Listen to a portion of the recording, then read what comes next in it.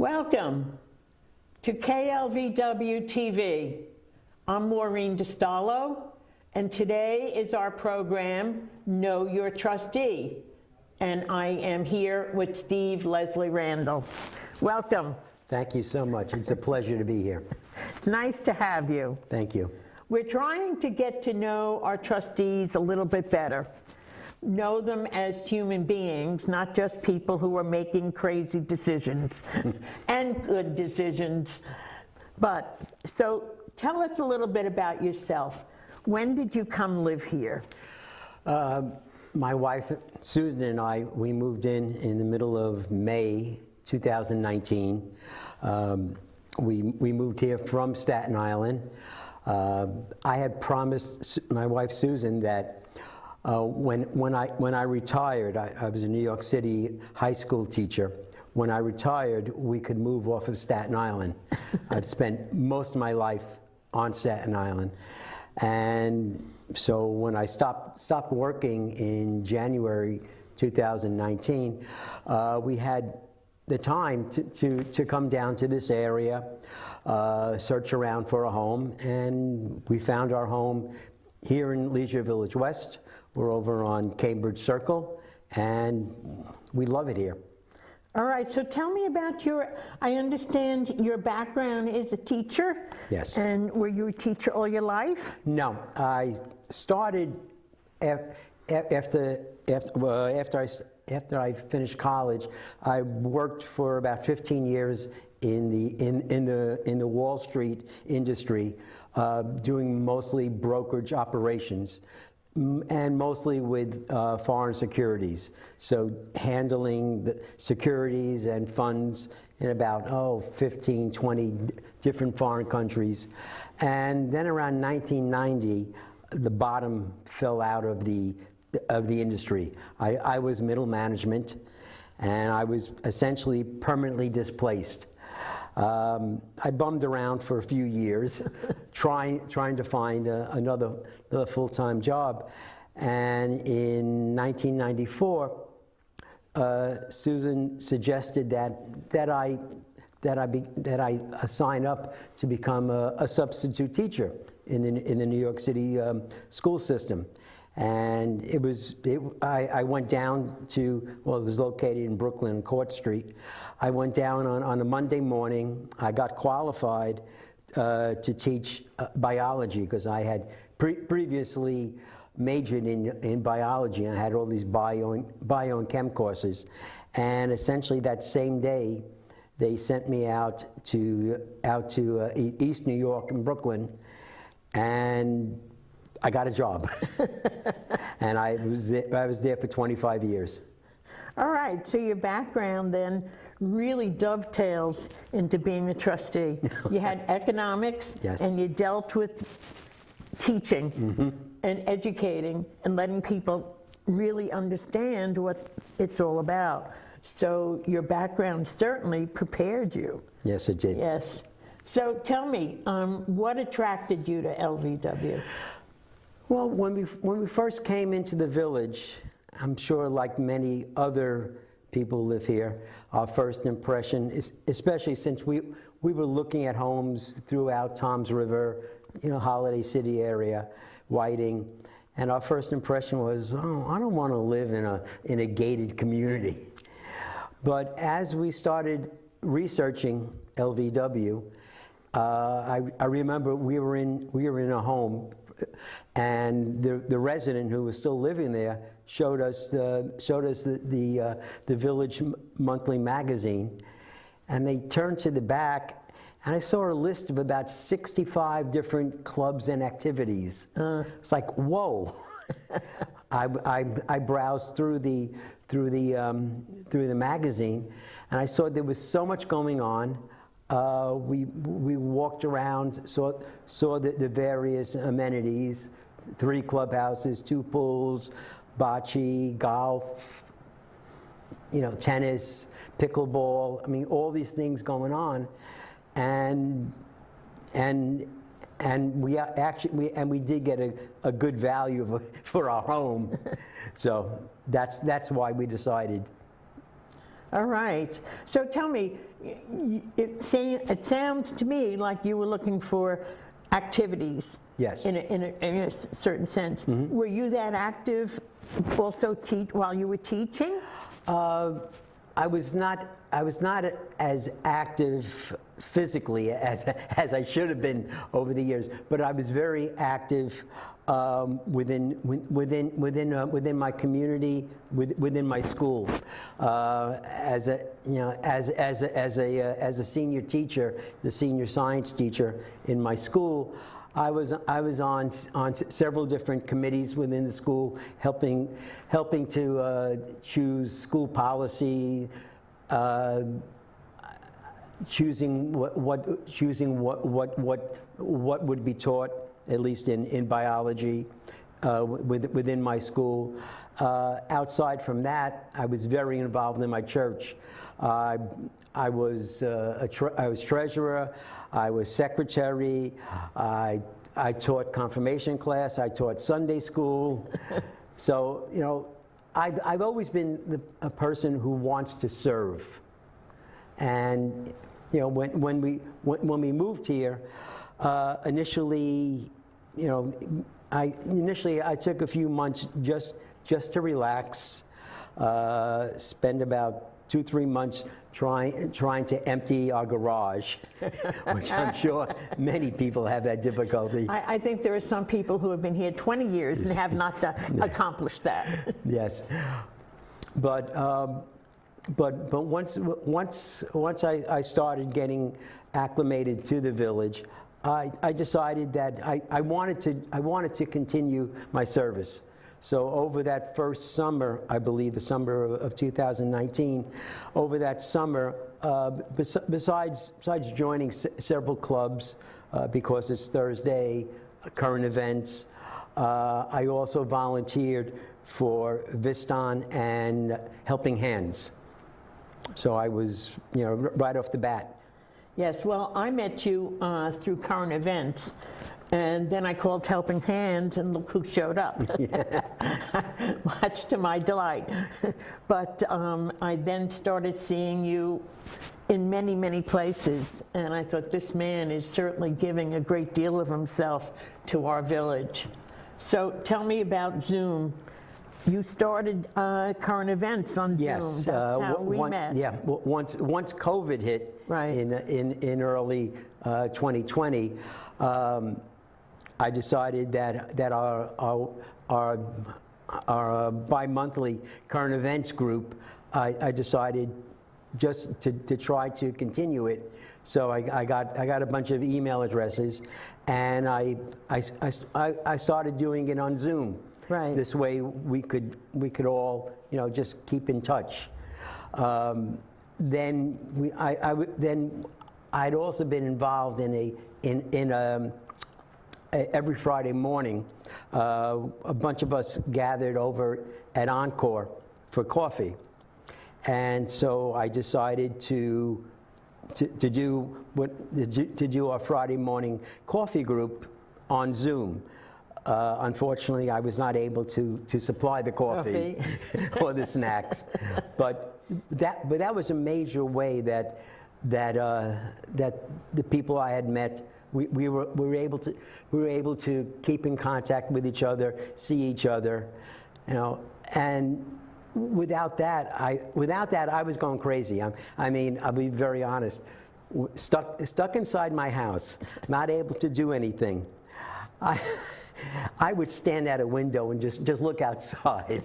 It's like, so that yes, kept me quasi sane. Well, I know that I appreciated it.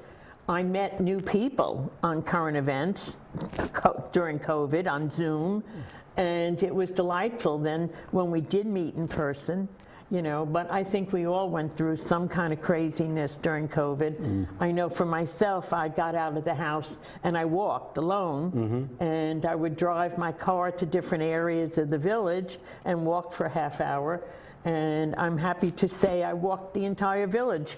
So, you know, we all did things, and it was very grateful. I was very grateful that you did the Zoom. Thank you. So, But then I understand you've also been on some of the Board of Trustee committees. Yes, once the COVID restrictions were relaxed, so that had to be probably in 2021, going into 2022. I was accepted onto the administration committee, and then on the architectural committee. So between those two, I've been on those committees for about probably about 3 years. You know, well, when I became a trustee, I had to back away from those committees. Right. And then in the summer of 2022, actually it was the spring of 2022, I somehow became the volunteer coordinator for the 50th anniversary committee. I understand there's a funny story about how you volunteered for that. Well, I'll say it.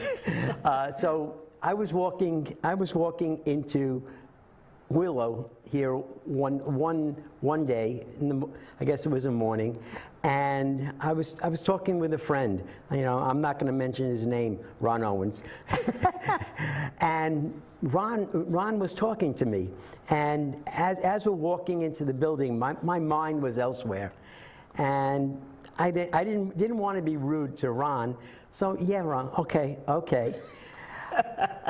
And then later on that afternoon, I get a call from Recreation, from Mary Lighthype, saying, "Oh, Steve, thank you so much for volunteering to be the volunteer coordinator for the 50th anniversary committee." So what I've learned from that, and now, I mean, if I was listening to Ron, I most definitely would have agreed. But I've learned now that when Ron speaks, I have to listen to him. Yes, you can get talked into things without realizing it. But that committee, the job I was doing, I remember when I attended the first meeting. It's probably in maybe March of 2022, and initially the committee said, "Oh, we're going to need maybe 40 volunteers." It's like, how am I going to get 40 residents to volunteer? Right. So I started reaching out to friends. I spoke at board meetings. I started going to various clubs. I was also advertising in the monthly magazine, and I started getting names. And then, like a month later, "Oh, Steve, we're going to need maybe 60 people, or then 80 people." Well, I wound up getting over 140 volunteers. Wow. It was such an outpouring of the village. Right. And getting to know all these people, I think eventually assisted me in my next major venture in the village when I put my name in as a candidate for the board. Right. Well, I know I heard only good things about you during the 50th anniversary. I know we spoke about you tried to put your hand on my collar to get me to be a volunteer, but I was already doing something for the TV station. Yep. But I heard excellent things about your way of leading. Okay. Thank you. And you're low key, but getting people to say yes. Mm-hmm. I mean, it spoke volumes about who you are and your leadership to me, okay? I appreciate that. So, but anyway, the 50th anniversary was a huge success, except for the heat. The heat, yes. The heat killed us. Oh, yes. But other than that, it was a huge success. The whole committee that I was working with, they put together so much. I mean, my job that day was I was driving back and forth in the village, just making sure that the volunteers that I had assigned at the various locations were there, making sure that they were okay, especially the volunteers that were stationed outside. Right, Yeah, yes. it was a tough day. It was. Yeah. It was a tough day. Yeah. You know. But now that you've been on the Board of Trustees, how long? This is my second year. Okay. I'll be on the board at least until August of 26. Okay, so there are committees within the ad hoc committees? Well, within what other committees that I've been on, I think before I actually came on the board, I was part of the ad hoc committee, technology committee. It came to the association that the transponder readers at the 3 gates for the residents, the company that the village had purchased them from was actually no longer servicing them, and the fear was, they were old. If one of those, one of the readers went down, residents could not enter. Right. And so as a committee, as an ad hoc committee, we were tasked with going out and contacting associations, communities all over the place, just asking, what they used. And with that committee, we were able to find new readers that were actually compatible with our current system. Because the fear that we had was if we had to change the stickers on the cars. Oh. Yes. Oh. How many people are we here? I mean, even if there is one car for 2 people, Yeah. I mean, you're still talking over 3,000 cars. I could just imagine the line from the association office all the way out past the 70 gate. Right. I mean, if you think there's a line when it comes to the recycling event. Right. Yeah. Yes. Well, all right. So what I want to do is, how many hours do you put in as Board of Trustee? Okay. The Board of Trustees, we have an open meeting minimally once a month. Right. And that's usually at least 2 hours, maybe longer, depending upon the issues. Prior to that, we meet for about 3.5 hours in workshops. We do that at least twice a month. Since I got on the board, I've been a liaison both years, the first year for architectural, this year for community services. So I attend those meetings. They're at least an hour. Usually within the month, we'll have 1 or 2 other, sometimes special meetings. We most recently, with the issues that we've been dealing with, we've had to meet more often. So easily getting together as a group or in a meeting, at least probably 10, 15 hours a month. But in addition to that, we, as a trustee, we get a slew of emails every day from residents, from the staff association office, and many times, the trustees, we're sending emails back and forth to each other, dealing with the issues that come up on a daily basis. Right. So if you want to add that time, add it. Yes. It's a lot of time, and it's volunteer. Yes. It's all volunteer. That's what the important thing is. Yes. Tell me, have you found, I mean, you were very active prior to becoming a trustee. Have you found that you're treated any different by the residents? Yes and no. I mean, I have a lot of friends in the village. Sometimes they'll ask me questions, and there are some topics that that are strictly confidential to the board. I try not to put them off, but sometimes I have to. But there's also a lot of other information that, well, we all know that when something's going on in the village, there are rumors.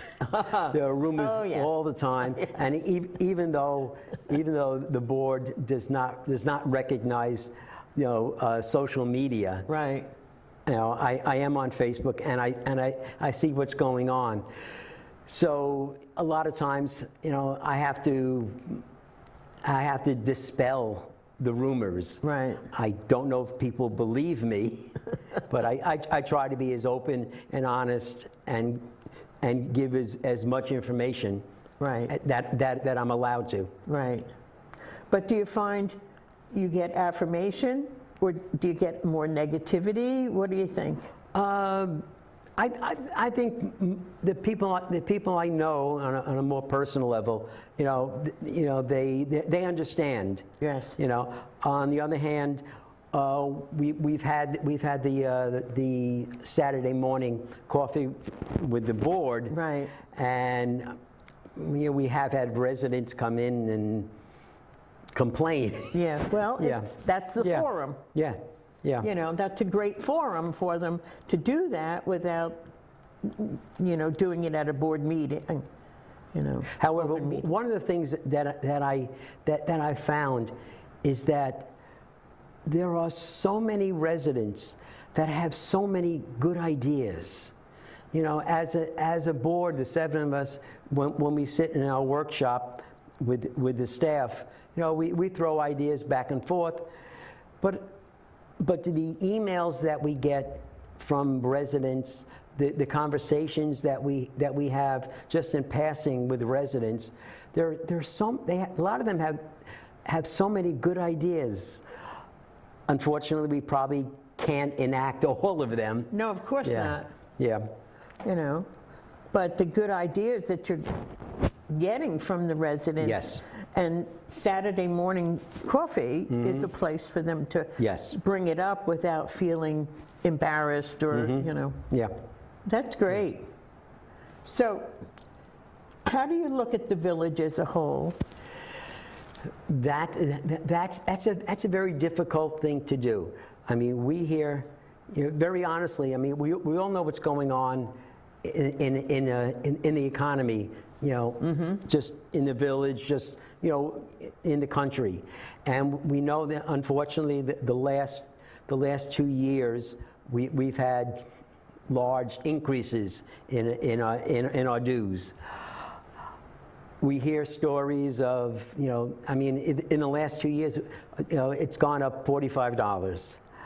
We hear stories of how, this is having such a negative effect, especially on people that have really limited incomes, fixed incomes. And, when I hear these stories, I mean, it breaks my heart.